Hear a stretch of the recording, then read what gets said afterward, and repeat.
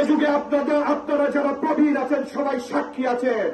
ছোট্টবেলা থেকে যখন ছাত্রদলের রাজনীতি শুরু করি তখন শাহজাহান চৌধুরীর পদচারণায় প্রথম টেকনাফ উপজেলায় ঢুকে সাবরদ্বীপ থেকে ওনার যাত্রা শুরু হতো, ওনার উন্নয়নের যাত্রা শুরু হতো।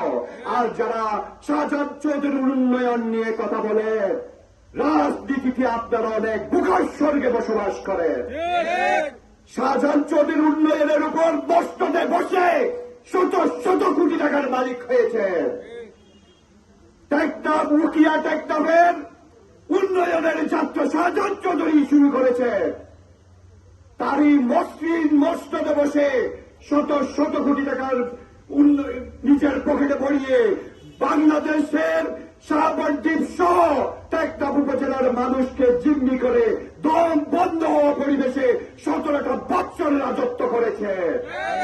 তারই দারিদ্র ধারাবাহিকতায় আমার সাবেক ছাত্র নেতা, সাবেক যুব নেতা মোহাম্মদ ইব্রাহিমকে হত্যা করেছে। আওয়ামী সন্ত্রাসীদের প্ররোচনায় সন্ত্রাসী পুলিশ বাহিনী দিয়ে আমার ছাত্র নেতার রক্তে রঞ্জিত হয়েছে সাবরদ্বীপে। সেই রক্তের প্রতিশোধ বাংলাদেশ জাতীয়তাবাদী দল ইনশাআল্লাহ নিবেই নিবে।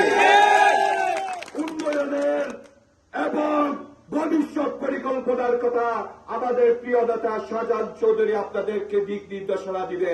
যুবদল, ছাত্রদল এবং অঙ্গ সংগঠন বিএনপিকে সহযোগিতার মাধ্যমে জাতীয়তাবাদী দলের হাতকে শক্তিশালী করে শাহজাহান চৌধুরীর হাতকে শক্তিশালী করবেন এ আশা ব্যক্ত করে আমার সংক্ষিপ্ত বক্তব্য শেষ করছি। বাংলাদেশ জিন্দাবাদ, শাহজাহান চৌধুরী জিন্দাবাদ।